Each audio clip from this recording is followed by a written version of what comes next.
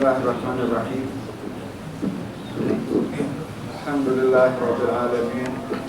Wassalatu wassalamu ala asyrafil anbiya'i wal mursalin sayyidina Muhammadin wa ala alihi wa sahbihi wasallam ajma'in.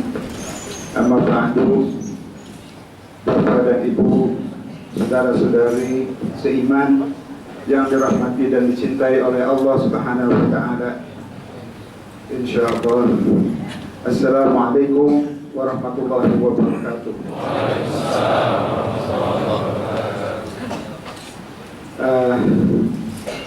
Tadi saya diperkenalkan sebagai seorang ustaz. Alhamdulillah telah terlalu tersanjung untuk diperkenalkan sebagai ustaz. Saya bukan seorang ustaz, tapi hanya sekedar ingin sharing atau berbagi saja. Insyaallah mudah-mudahan ada manfaatnya untuk kita semua demi untuk mendekatkan diri kita kepada Allah Subhanahu wa taala. Topik yang saya angkat adalah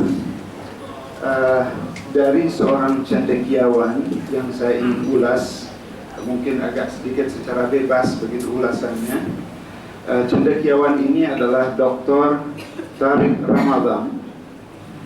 Beliau adalah seorang Professor of Islamic Studies di Oxford University, Direktur dari Islamic Studies, banyak menulis buku-buku yang sangat luar biasa, dikenal sebagai cendekiawan dunia, banyak berdiskusi di barat dengan kaum cendekiawan Muslim maupun non-Muslim.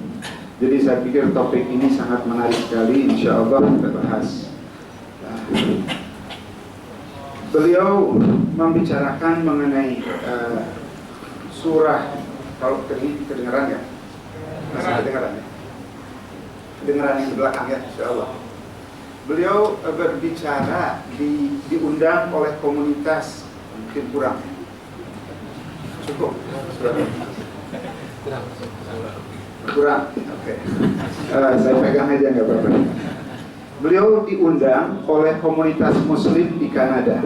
Beliau sendiri basisnya adalah di Oxford University di Inggris. Diundang oleh komunitas Islam.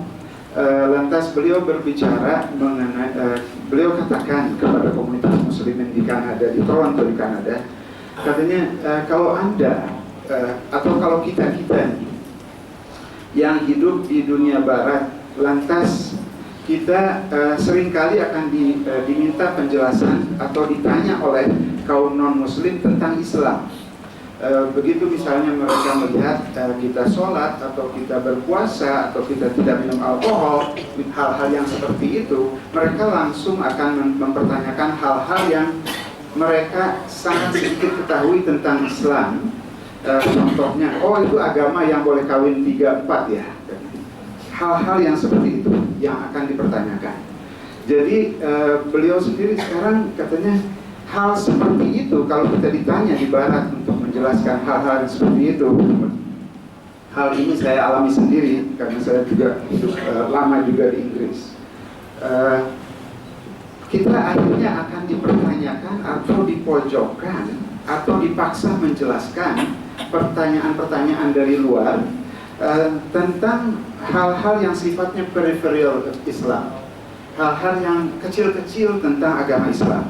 Nah, hal itu memang perlu untuk dijelaskan dan disampaikan. Tapi satu hal yang perlu juga adalah untuk melihat Islam dari dalam Islam itu sendiri, untuk kita lebih memahami apakah Islam ketika kita bersendiri.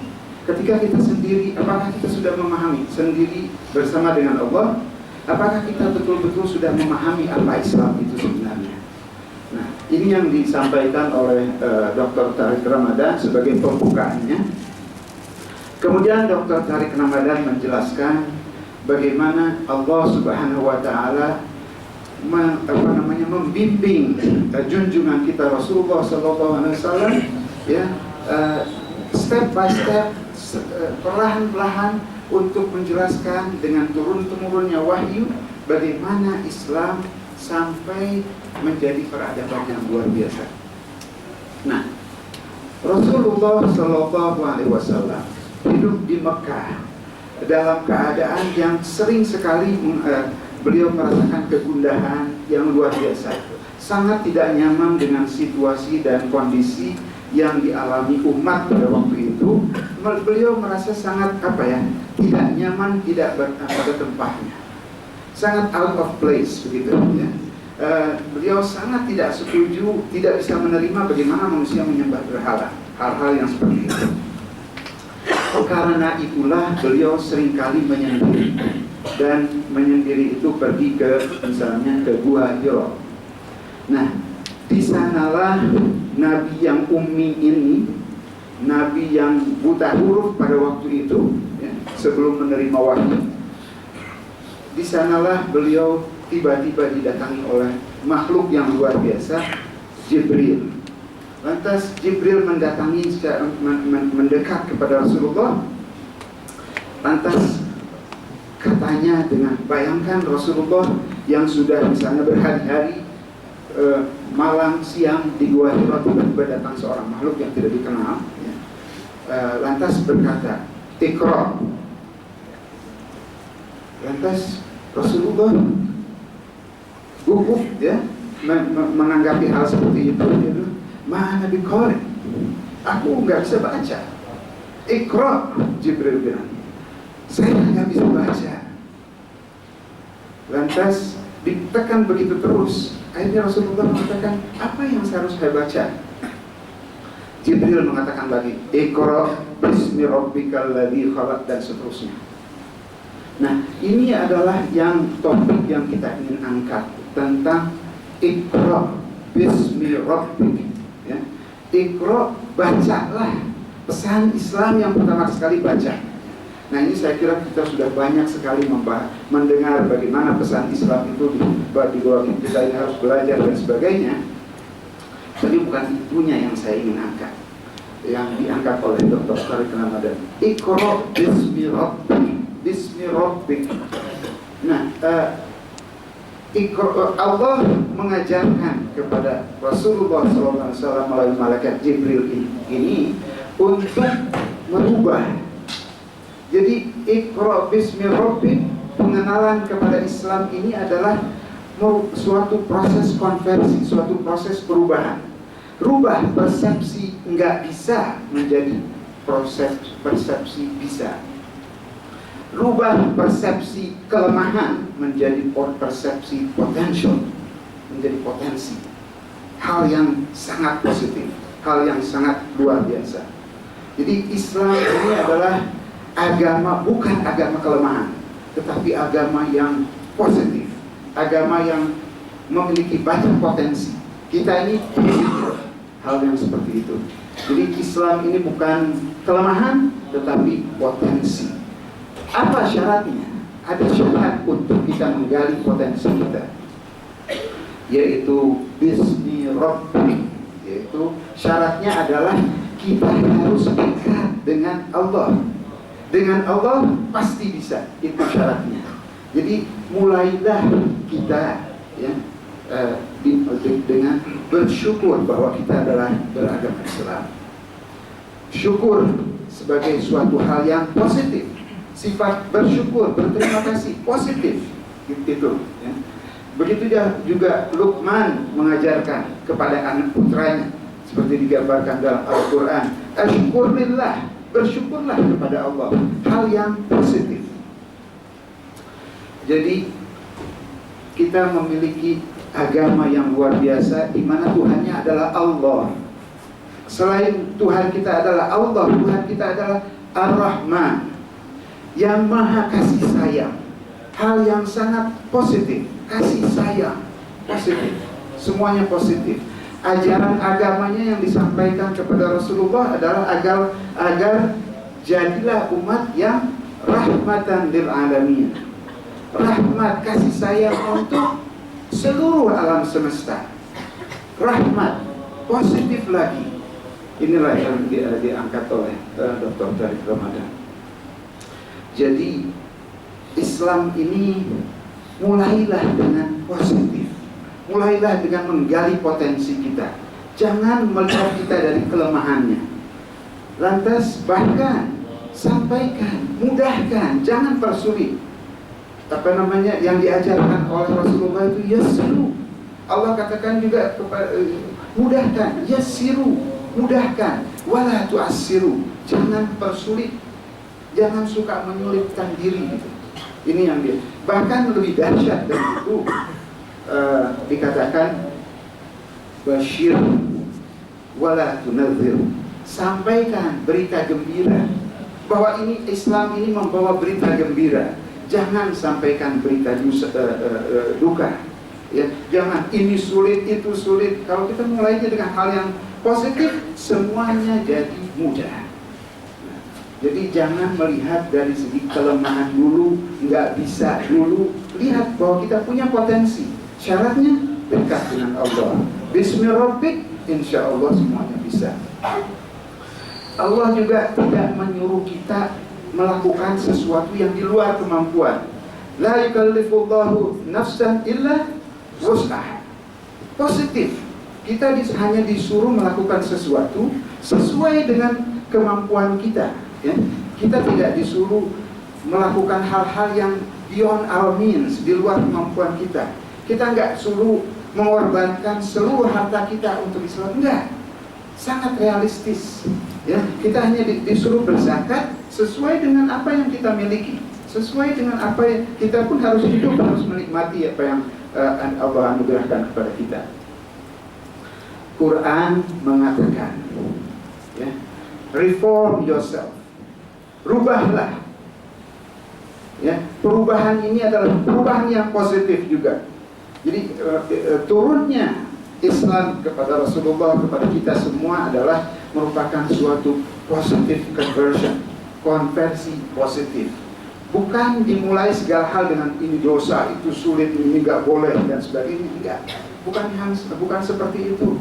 Rasulullah bahkan mengatakan bahwa bu'ithu li utammima makarimal akhlak. Saya ini diutus untuk menyempurnakan akhlak. Itu tambahannya. Jadi pesan yang diberikan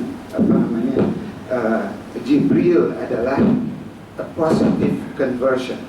Lantas Rasulullah dalam keadaan ketakutan, kita bisa membayangkan bagaimana setelah beberapa hari di Gua Hira tiba-tiba mendapatkan pesan yang seperti ini.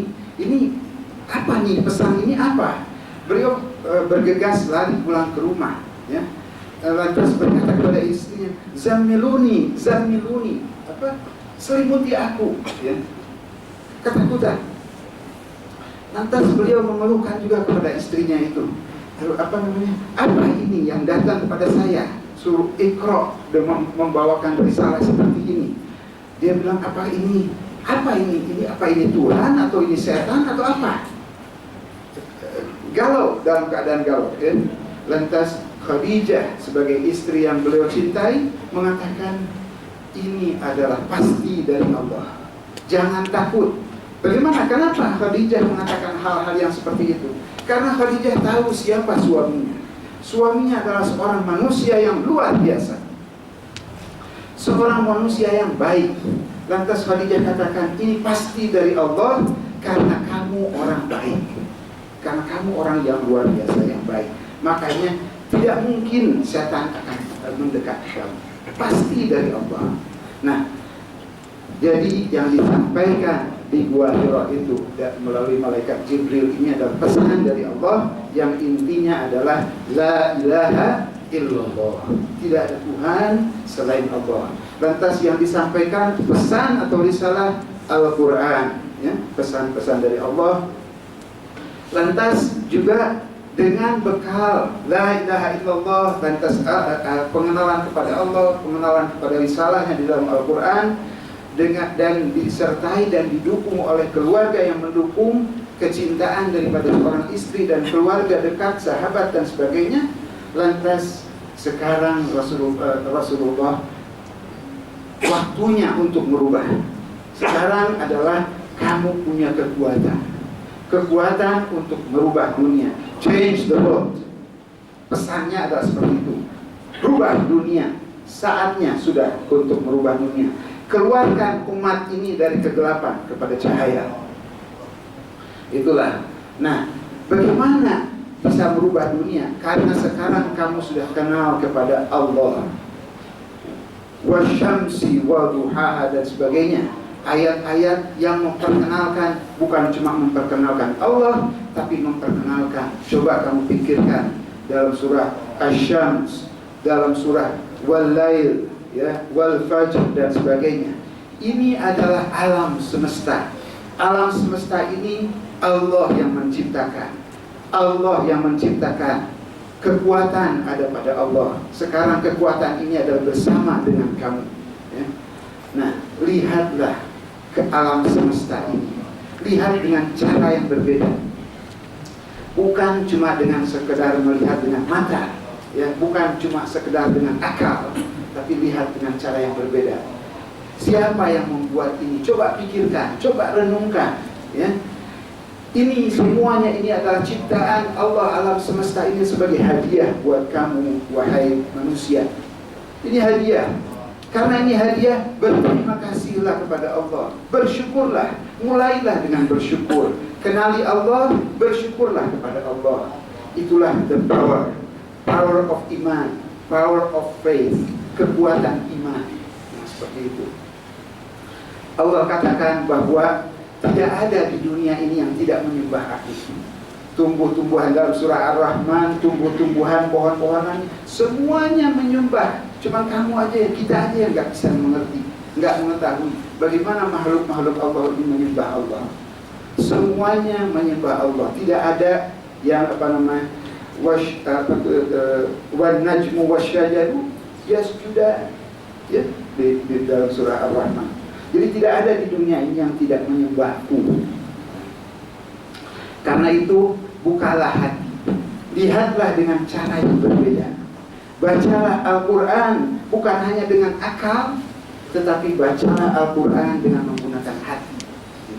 Sebab kalau cuma dibaca dengan akal dan pikiran kita ini terbatas. Karena itu iman ini lebih daripada apa yang kita hanya menggunakan indera kita. Harus menggunakan hati, baru iman ini akan menyala. Baru cahaya Allah, cahaya Al-Quran ini akan masuk di dada. Seperti itu. Jadi perubahan yang diberikan kepada Nabi adalah rubahlah cara kamu memandang. Rubahlah cara kamu melihat dirimu, cara kamu melihat dunia, cara kamu melihat masyarakat. Rubah dengan cara yang berbeda. Rubah sudut pandang kamu. Dan kamu pasti akan mendapatkan masalah. Karena itu kamu harus tabah. Karena itu kamu harus kuat. Tapi kamu harus bertahan, ya. Karena kamu bakal dicerca.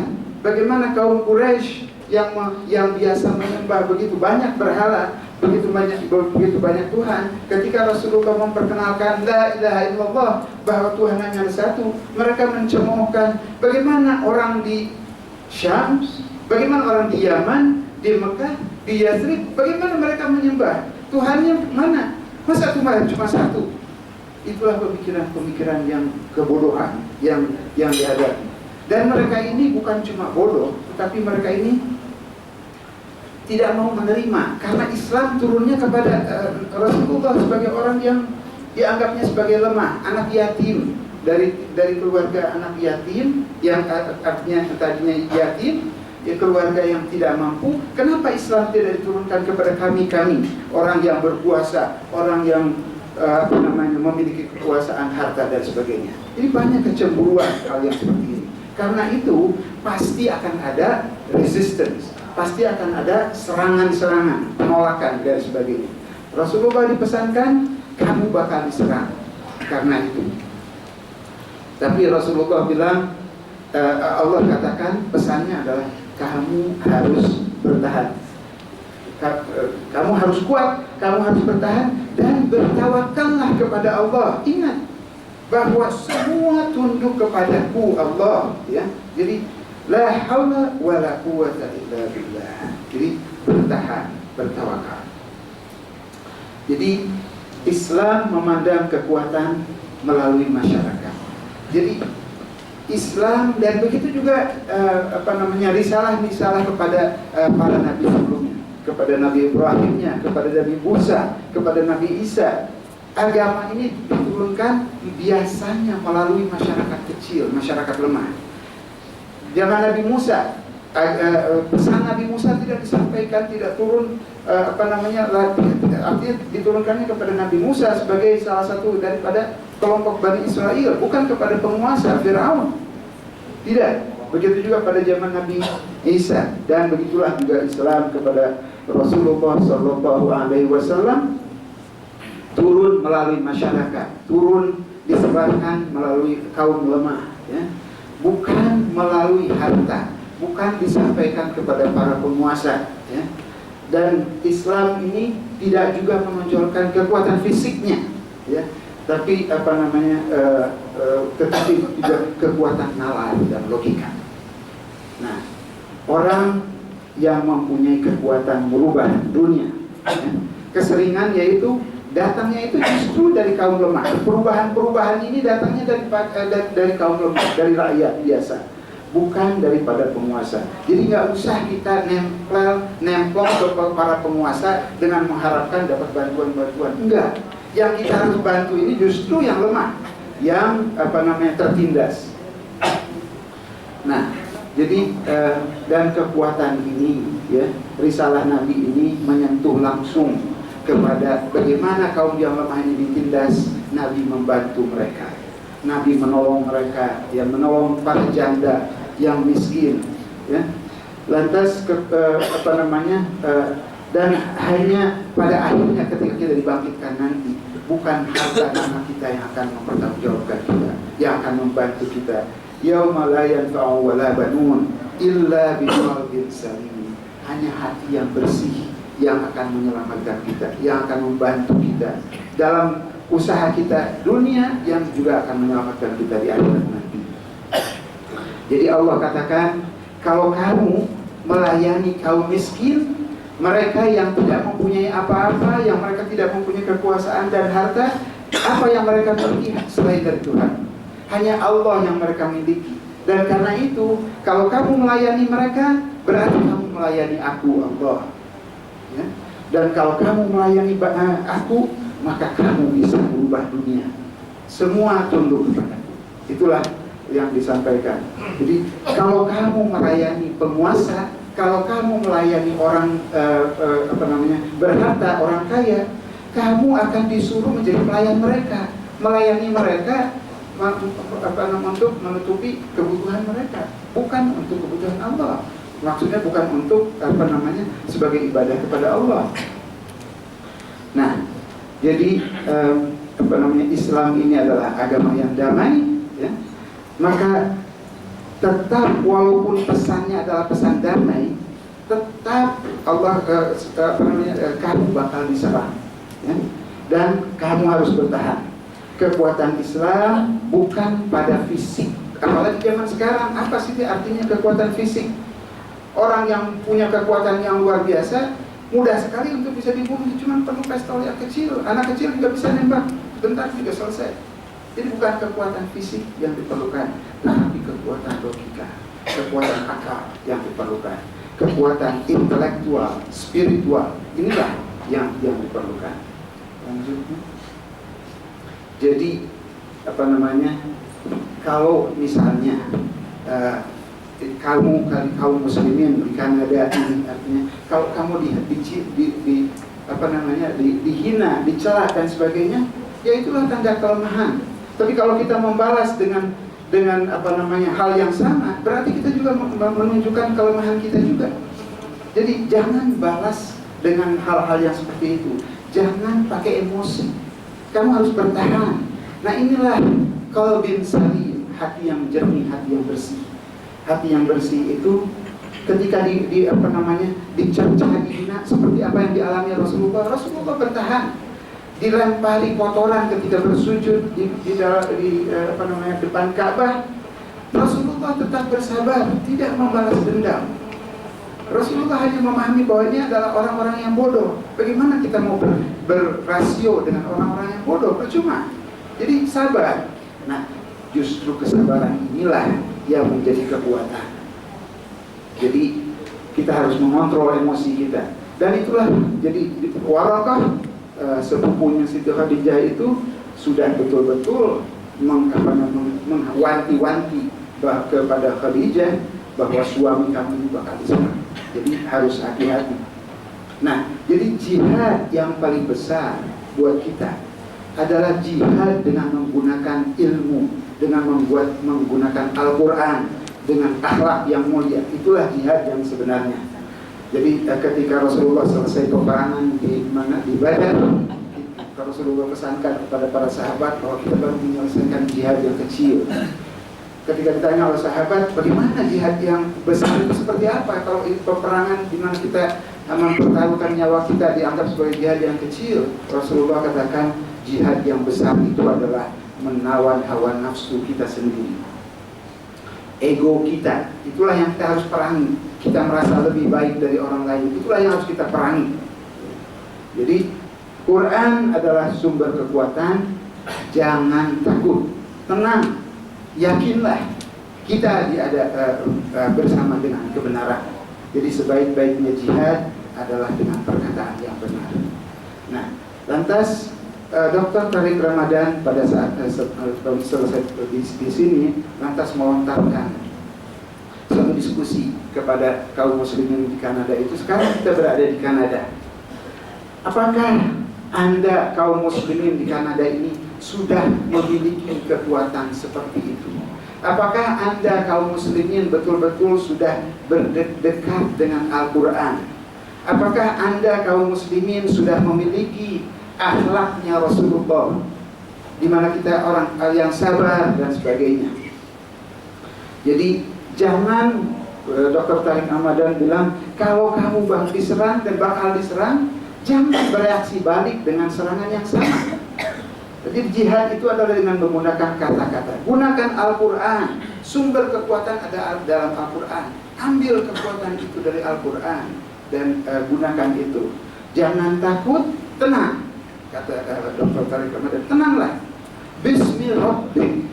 Kalian jalanlah bersama dengan Allah, ya. Syukurilah keberadaan kalian di Kanada, katanya. Rayakan keberadaan kalian di Kanada, walaupun kalian datang dari berbagai bangsa di dunia.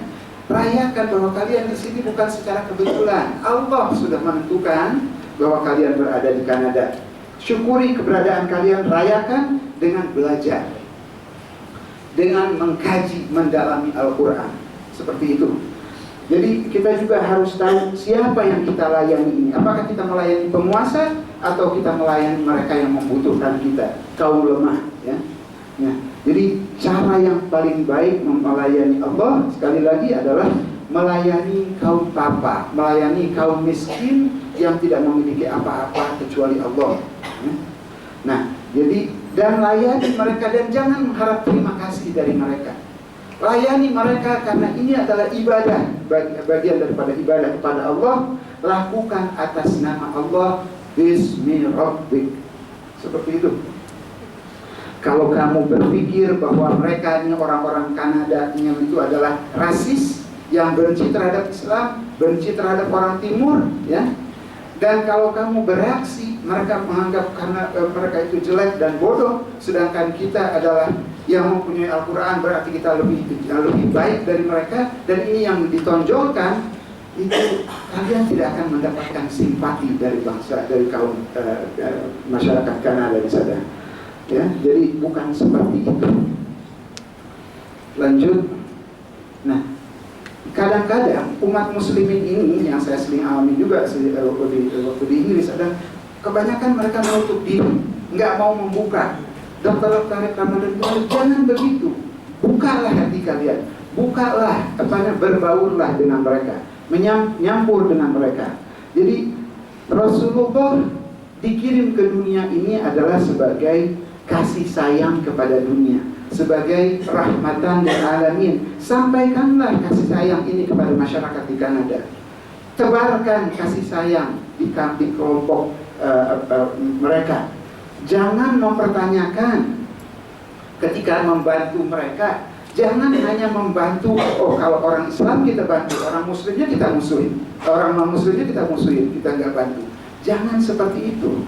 Rahmatan lil alamin, tidak seperti itu. Bahkan Rasulullah mengatakan, kamu tidak beriman sampai kamu mencintai saudara kamu seperti kamu mencintai diri kamu sendiri. Rasulullah tidak mengatakan sampai kamu mencintai saudara kamu yang Muslim. Rasulullah mengatakan sampai kamu mencintai saudara kamu siapapun mereka, tidak pandang bulu agama. Nah, karena itu yang perlu ditekankan, bukan hanya ukhuwah Islamiyah, tetapi adalah ukhuwah insaniyah, adalah ukhuwah persaudaraan sesama makhluk Allah, ya, sesama khalifatullah, ya. Walaupun kita adalah khalifatullah, ya, yang kaum muslimin, mukminin, tapi sesama makhluk Allah, tebarkan kasih sayang, ya. Jadi dan lakukan ini sebagai atas nama Allah. Sayangi dia Allah, ya, dengan melayani dan menyayangi mereka semuanya, tidak pandang bulu apapun agama. Berilah. Jadi jangan sedekah ini cuma hanya kita orangnya. Kalau ada orang butuh sama kita tanya dulu agama kamu apa, baru kita kasih. Enggak. Siapapun mereka, kalau mereka lebih membutuhkan dari saudara kita yang sudah tercukupi, artinya saudara muslim yang sudah tercukupi, bagi mereka, kasih mereka. Itulah rahmatan lil alamin. Lanjut. Sekarang yang saya ingin diskusikan sedikit, ya, adalah bagaimana dengan kita kaum muslimin di Indonesia. Ya. Apakah kita juga sudah sama-sama menyayangi sesama, baik muslim ataupun non-muslim? Apakah kita hanya menebarkan kasih sayang ini hanya di kalangan orang muslim saja? Apakah kita tidak peduli pada tetangga-tetangga kita yang non-muslim ketika mereka butuh, anak mereka perlu untuk sekolah, ya? Kita bantu, jangan takut. Rahmatan lil alamin, inilah ajaran Allah, ya. Nah, lantas kita juga, apakah kita sebagai umat muslimnya, apakah kita mencintai persaudaraan di antara kita, baik di kalangan muslim maupun non-muslim, terutama di kalangan muslimnya. Jangan sampai kita terpancing oleh perpecahan-perpecahan. Kita satu golongan yang paling mulia di hadapan Allah sebagai mukminin dan muslimin, ya. Lantas kita juga harus pandai memilih mana yang penting, mana yang tidak terlalu penting. Prioritaskan apa yang harus kita lakukan. Pentingkan yang penting, baru yang tidak penting kita kerjakan kalau kita mampu. Jangan yang enggak penting-penting dulu sudah ditonjolkan, sehingga yang pentingnya ketinggalan. Saya belum lama ini kontak dengan seorang di Jogja. Itu ada seorang muslim yang luar biasa. Beliau bekas seorang pendeta di Jogja, dekat di kawasan Gunung Kidul. Tadinya beliau ini termasuk orang yang memurtadkan dan sudah bersama keluarganya itu memurtadkan kurang lebih 3.000 kaum muslimin. Bagaimana mereka dimurtadkan? Karena mereka lapar, karena mereka miskin, nggak mampu menyekolahkan anaknya. Hanya sekedar beberapa bungkus Indomie disampaikan dengan beberapa pecahan uang yang disampaikan sudah cukup. Kalau dilakukan terus-menerus, cukup untuk memurtadkan saudara-saudara kita. Di mana tanggung jawab kita kepada saudara-saudara kita yang lemah? Ini saya kira kita perlu merenungkan bagaimana kita dari dalam Islam sendiri, seperti yang dikatakan oleh Dr. Tariq Ramadan. Jadi jangan kita mudah sekali terpancing nanti perbedaan-perbedaan dengan beda mazhab. Sekarang ini lagi banyak sekali. Aduh, kita rasanya prihatin sekali melihat televisi kita di apa yang terjadi di Mesir, di Syria, di Irak. Baru kejadian pemboman yang luar biasa. Kita prihatin, kenapa umat muslim bisa seperti ini? Mudah-mudahan yang kejadian di Timur Tengah ini tidak akan terjadi di Indonesia. Jangan sampai hanya sekedar perbedaan mazhab, perbedaan partai, golongan, keturunan. Orang-orang tua kita dari dulu sudah berbeda. Ada Muhammadiyah dari dulu, ada NU dari dulu. Mereka bersaudara. Islam mereka satu, agama mereka satu, Allah mereka satu, Quran mereka satu. Lebih banyak yang penting buat mereka untuk bersatu daripada berpecah. Jadi ini saya kira salah satu yang kita harus pikirkan dari dalam. Jadi jangan terjebak sama setan. Yang doyan memecahkan kita itu adalah setan. Na'udzubillah. Ya, setan ini nggak mau kita bersatu. Jadi karena persatuan ini adalah kekuatan, power, ya. Nah, jadi galanglah kekuatan ini di bawah bendera La ilaha illallah Muhammadun Rasulullah. Cintai Allah, cintai Rasulnya, cintai bagaimana keteladanan Rasulullah SAW, keteladanan Sayyidina Abu Bakar, Sayyidina Umar, para sahabat yang mulia. Bagaimana keluarga Nabi yang mulia, teladani mereka, akhlak mereka yang mulia. Itulah yang harus kita tiru, kita cintai, kita sebarkan, kita tebarkan di sini. Ya. Nah, jadi praktekkan betul-betul Islam secara mendasar sebagai agama rahmatan lil alamin. Islam agama yang damai, agama bukan agama kekerasan. Buktikan, kita yang harus membuktikan. Kalau kita bersatu, insya Allah kita menjadi kuat. Tidak akan ada power yang bisa mengalahkan bersatunya umat Islam di dunia manapun. Kalau umat Islam bersatu, nggak akan ada yang berani terhadap umat Islam. Jadi jangan menganggap diri kita lebih baik dari orang lain. Setan itu, setan yang disuruh sujud kepada Nabi Adam, lantas masa saya mau sujud? Saya kan dibuat dari api, itu kan dibuat dari tanah. Saya lebih mulia, ana khairun minhu, katanya setan. Dan begitulah akhirnya dilaknat oleh Allah sampai yaumil qiyamah nanti. Jangan kita meniru sikap seperti itu, ya. Jadi jangan menganggap diri kita lebih baik. Belum tentu. Yang akan menentukan siapa kita nanti. Jangan kita menganggap diri kita sekarang lebih baik. Nanti tunggu di akhirat baru kita tahu apakah kita masuk ke surga. Surganya juga surga mau yang mana, mau di emperan atau mau di atas, terserah. Dan terserah kita sekarang bagaimana. Jadi bantu ke kaum sesama kaum lemah, ya. Bantu mereka, bantu yang lemah, ya. Zakat, tebarkan zakat. Jangan cuma sekedar 2,5%, tambah. Sesuai, kalau kita punya kelebihan tambah. Bagi sedekah yang banyak. Jangan takut. Apapun yang kita keluarkan investasi untuk membangun surga kita di sana sekarang, insya Allah. Jangan takut. Allah Al-Razzaq, Allah yang memiliki segala kekuatan. Kenapa kita mesti takut? Kalau kita bersama Allah, Allah yang akan membantu kita. Kalaupun kita katakanlah sampai mati dalam keadaan sengsara, insya Allah kita akan bahagia yang kekal nanti, insya Allah. Nah, jadi mungkin lanjut berikutnya. Jadi baca dan belajar Al-Quran, celebrate, rayakan keislaman kita dengan belajar, dengan mengkaji Al-Quran. Ikuti perilaku kelembutan Rasulullah. Rasulullah yang sangat lembut akhlaknya, sangat luar biasa.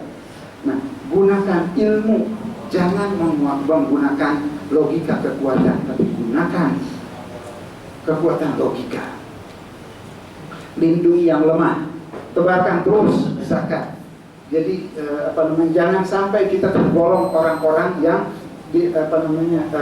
fawaidul lil musallin di dalam surah Al-Maun. Jangan sampai kita termasuk orang yang sholat tapi celaka karena tidak peduli kepada si miskin, tidak peduli kepada anak yatim. Nah, tapi sabar, sebab dunia ini adalah tempat ujian, ya. Akan selalu kita diuji. Kalau kita tangguh dan sabar, berarti kita naik kelas, semakin baik. Kita sedang berpuasa. Puasa kita, lengkapi puasa kita bukan sekedar lapar dan haus. Lengkapi puasa kita dengan betul-betul sabar, dan terus sabar sepanjang tahun, tidak hanya di dalam bulan puasa saja. Jadi jadilah kita, insya Allah, kalau kita melakukan hal yang seperti menjadi khalifah betul-betul yang dicintai oleh Allah, yang dibanggakan oleh Rasulullah, ya, di muka bumi ini, betul-betul sesuai dengan rencana Allah, yaitu menjadikan kita sebagai khalifah di muka bumi. Jadilah kebanggaan Allah, kebanggaan Rasulullah. Bismillahirrahmanirrahim, insya Allah pasti bisa. karena agama ini adalah agama yang benar. Inna dina indallah al-Islam. Jadi saya akan tutup dengan mungkin kita sekedar merenungkan kembali. Mari kita bertekad. Mari kita betul-betul sungguh-sungguh bertekad di siang ini, di bulan Ramadan yang suci ini. Mari kita bertekad. Tekad kita adalah bahwa hidup di dunia ini hanya untuk beribadah, full stop. Hanya untuk beribadah. Dan untuk kita sempurna ibadah kita, tirulah, teladanilah akhlaknya Rasulullah Sallallahu Alaihi Wasallam. Dengan begini, insya Allah tempat kita adalah di surga nanti, hidup yang sukses, kekal, abadi selamanya. Nggak pakai ada susah-susah lagi di surga. Apapun yang kita inginkan, di sana tempat kita mendapatkannya. Sebagai terakhir penutup, mari kita segerakan beramal baik tanpa menunda. Mari dan mulai saat ini, mari kita lakukan segala hal dengan sebaik mungkin.